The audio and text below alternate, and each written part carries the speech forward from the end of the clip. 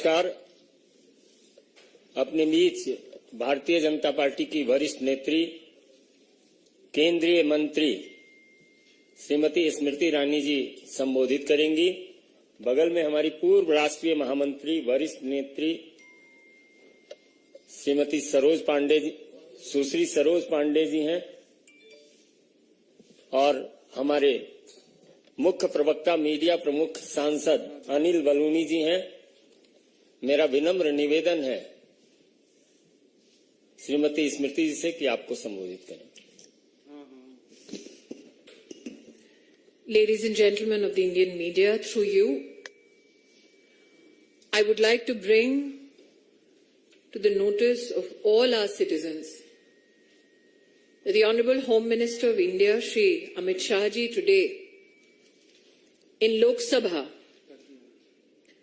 appealed to all members of the opposition to initiate a discussion, a debate on the issue afflicting the state of Manipur. Amit Shah ji has repeatedly said that in both houses of parliament, he as Minister in charge of Home Affairs would like to bring certain facts to light, that the discussion is important from a perspective of national security, internal security, that this discussion, this debate is also expected by citizens of our country who elect us to Parliament so that issues of national importance can be productively discussed. What is shocking is the insistence of the opposition parties to not allow facts to come to the fore. देवी और सज्जनों, आज आपके माध्यम से मैं राष्ट्र के हर नागरिक को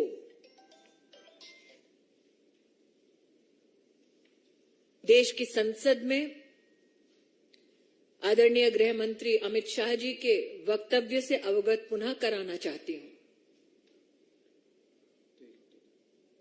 गृह मंत्रालय की ओर से मणिपुर में कानून व्यवस्था के संदर्भ में, आंतरिक सुरक्षा के संदर्भ में देश के माननीय गृह मंत्री जी दोनों सदनों में चर्चा के लिए तैयार हैं। हम अचंभित हैं कि विपक्ष मणिपुर पे चर्चा से भाग रही है। देश की जनता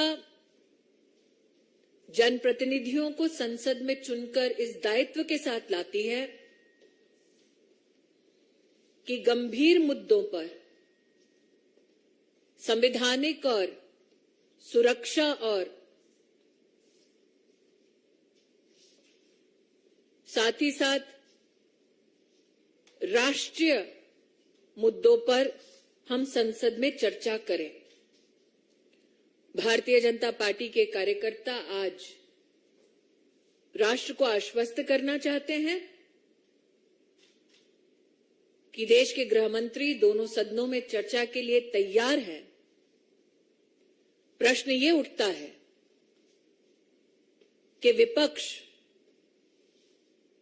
मणिपुर से संबंधित घटनाओं पर चर्चा करने की बजाय उस चर्चा से संबंधित मंत्री द्वारा चर्चा से क्यों भाग रही है? I'll now leave the floor open for questions.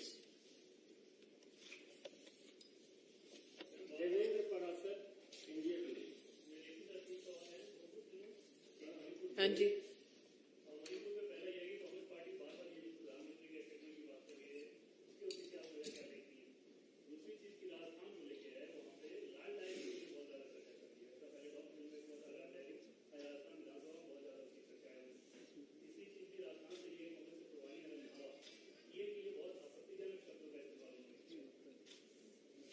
आपके 3 प्रश्न हैं विविध विषयों पर। पहला प्रश्न कि कांग्रेस पार्टी क्यों माननीय प्रधानमंत्री जी पर अभद्र टिप्पणी कर रही है। कांग्रेस पार्टी और कांग्रेस पार्टी से संबंधित व्यक्ति ये सोच रखते हैं कि जिस डायनेस्टी के छत्र छाया में वो अपना राजनीतिक जीवन जी रहे हैं,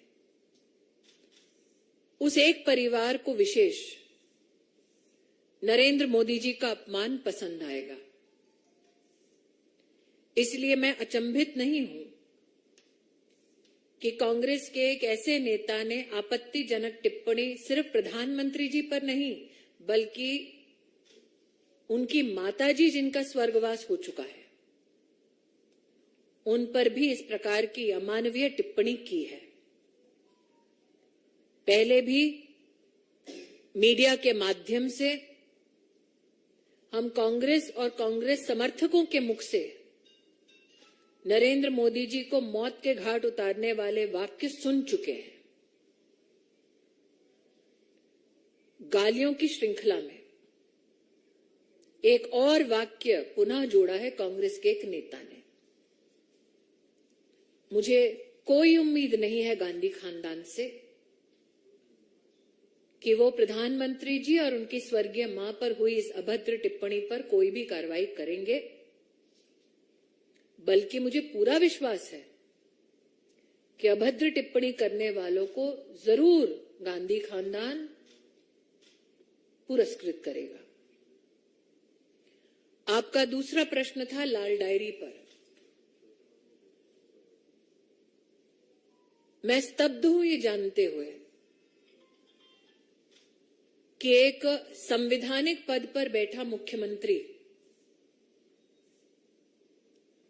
एक जनप्रतिनिधि को निर्देश करता है कि सेंट्रल एजेंसी की इन्वेस्टिगेशन में जाकर वो खलल दे और एविडेंस चुराकर भागे। एक, ये केस ऑब्स्ट्रक्शन ऑफ जस्टिस का है। दूसरा, डायरी लाल हो, पीली हो या हरी, अब ये साफ हो चुका है कि उस डायरी में लिप्त हैं कांग्रेस के काले कारनामे।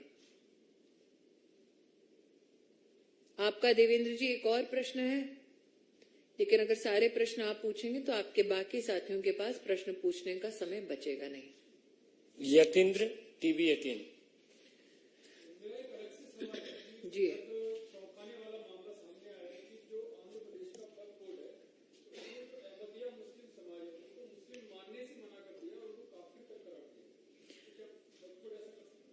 मंत्रालय में अहमदिया समुदाय से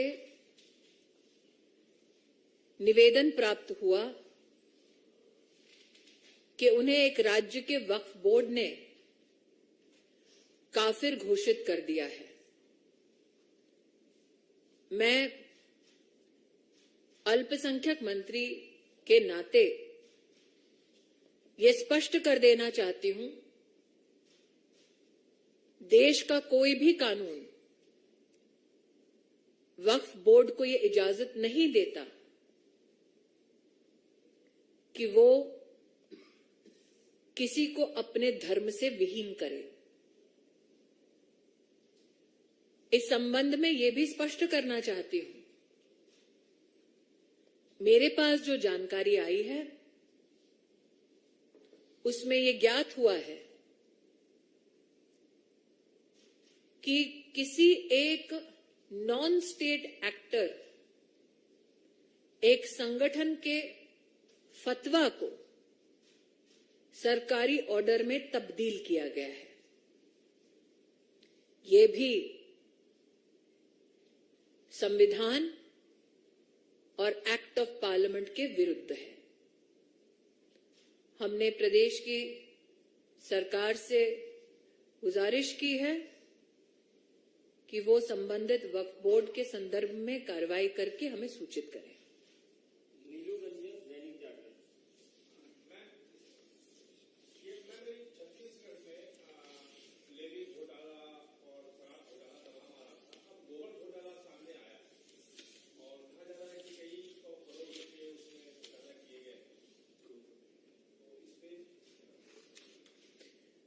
हाल ही का जो गठबंधन हुआ है विपक्ष का, वो गठबंधन इतना अनोखा कि अब कोई चारा खाता है, कोई गोबर। तो ये तो छत्तीसगढ़ की सरकार को स्पष्ट करना होगा कि हमने सुना था पहले शराब में घोटाला करते हैं, अब गोबर में भी करने लगे।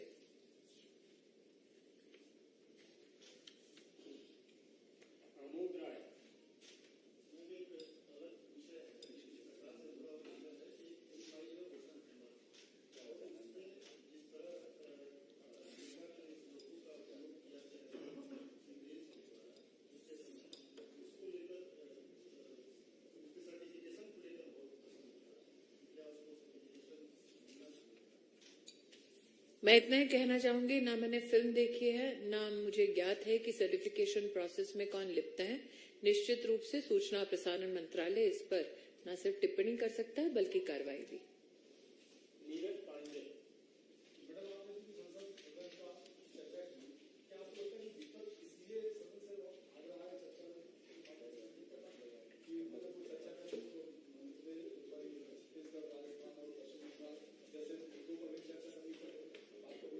नीरज जी, आपने जो अपनी भूमिका रखी प्रश्न में, क्या विपक्ष इसलिए इस चर्चा से भाग रहा है क्योंकि राजस्थान में, छत्तीसगढ़ में महिलाओं पर जिस प्रकार से आक्रमण हुआ, यातनाएं हुई, प्रताड़न हुआ, बंगाल में महिलाओं को नग्न करके 56 लोगों को मौत के घाट उतारा गया। आज ही मुर्शिदाबाद की एक मैं स्टोरी पढ़ रही थी जहां पर एक महिला को इसलिए किया गया क्योंकि उसने कांग्रेस के किसी कैंडिडेट का समर्थन किया। मेरा इस विषय पे एक निवेदन है। हाल ही में मैंने छत्तीसगढ़ से संबंधित एक महिला को नग्न करने का वीडियो देखा और इंफॉर्मेशन टेक्नोलॉजी मंत्रालय को सूचित भी किया। यह सत्य है कि कांग्रेस पार्टी इस चर्चा से इसलिए भाग रही है क्योंकि उन्हें जवाबदेही सुनिश्चित करनी होगी कि उनके राज्य में जब महिला की प्रताड़ना होती है तब वो चुप्पी साध कर क्यों बैठते हैं। लेकिन आज मैं एक अपील करना चाहूंगी, stop using crime against women as instruments to settle political scores. मैंने आईटी मिनिस्ट्री से भी निवेदन किया कि छत्तीसगढ़ की इस महिला के वीडियो के संदर्भ में सोशल मीडिया प्लेटफॉर्म से त्वरित रूप से चर्चा हो, क्योंकि जब महिला का इस प्रकार का वीडियो बार बार वायरल किया जाता है तो उस महिला को आप रीविक्टिमाइज करते हैं। तो सोशल मीडिया प्लेटफॉर्म से छत्तीसगढ़ का ये वीडियो आया है। मैंने अपील की है आईटी मिनिस्ट्री से कि उसको तुरंत हटवाया जाए ताकि महिला का रीविक्टिमाइजेशन ना हो। क्यों कांग्रेस के एक कार्यकर्ता का समर्थन करने के लिए बंगाल की एक महिला को नग्न किया जाता है और कांग्रेस चुप बैठती है? ये तो स्पष्ट है नीरज जी, उनके लिए सत्ता इंसाफ से ज्यादा प्रिय है। शायद इससे भी कांग्रेस पार्टी भाग रही हो कि मणिपुर में जब इस प्रकार की आंतरिक सुरक्षा की चुनौतियां थी तब उनके पूर्व अध्यक्ष वहां जाकर आग को और क्यों भड़का रहे थे। मैं तो पुनः अपील करूंगी कि इस सेंसिटिव मुद्दे पर आज गृह मंत्री जी ने स्पष्ट कहा कि आइए सदन में चर्चा कीजिए। वो सदन में चर्चा के लिए तैयार है। मैं पुनः कहती हूं कि मैं स्तब्ध हूं कि मणिपुर की सच्चाई से विपक्ष क्यों भाग रही है। ऐसा क्या है जो विपक्ष नहीं चाहती देश जाने।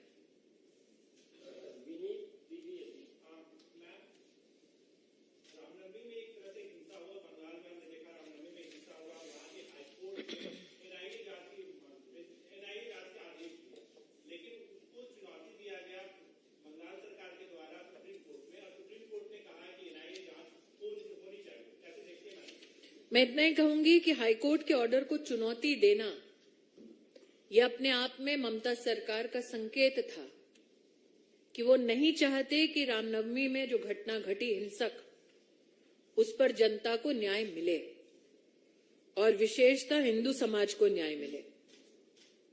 इसीलिए उनका सुप्रीम कोर्ट में हाई कोर्ट के ऑर्डर को चुनौती देना, यह स्पष्ट संकेत है कि ममता जी नहीं चाहती कि ट्रांसपेरेंट जांच हो।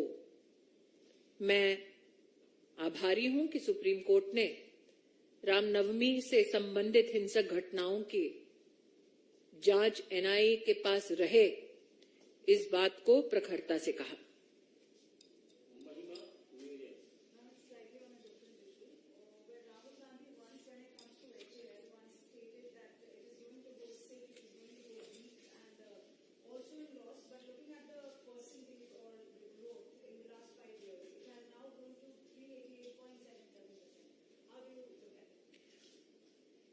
The Gandhi family has always had a morbid view of economic development ever since Prime Minister Modi took office. That they have contributed to scams worth 20 lakh crores in the country is something that the Congress never comes clean on. I congratulate HAL for showing growth as per your pronunciation and even what the market summary says of 388% in the past 5 years. I would also like to highlight that we now as a country have become the 4th largest exporters in electronics.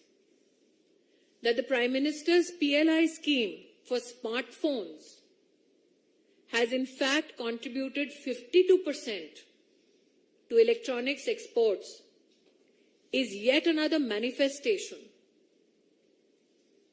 of the success of Make in India. That the Congress party and particularly the dynasty was never in support of Make in India. These results, and especially the stupendous performance shown by HAL, is a remarkable response to the dynasty.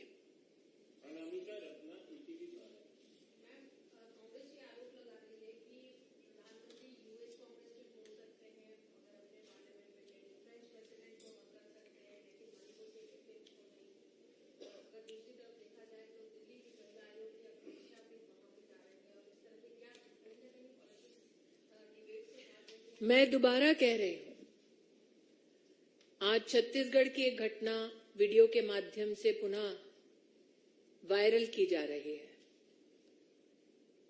प्रधानमंत्री जी ने उस पर भी कोई टिप्पणी नहीं की है। 56 लोगों को मौत के घाट उतारा गया है। विपक्ष उस पर चर्चा नहीं चाहती। मुर्शिदाबाद में एक महिला को नग्न मात्र इसलिए किया गया क्योंकि वो कांग्रेस के कैंडिडेट का समर्थन कर रही थी। पंचायत के चुनाव में कांग्रेस पार्टी इस पर भी चर्चा नहीं चाहती। बिहार में एक महिला के साथ दुष्कर्म किया जाता है, कांग्रेस पार्टी इस पर भी चर्चा नहीं करना चाहती। कांग्रेस पार्टी अपने आप को सिलेक्टिव आउटरीच तक सीमित करना चाहती है। ये राजनीति उनकी पूरा राष्ट्र समझता है, लेकिन विषय मणिपुर का जहां तक है, ये आंतरिक सुरक्षा से संबंधित है, राष्ट्रीय सुरक्षा से संबंधित है।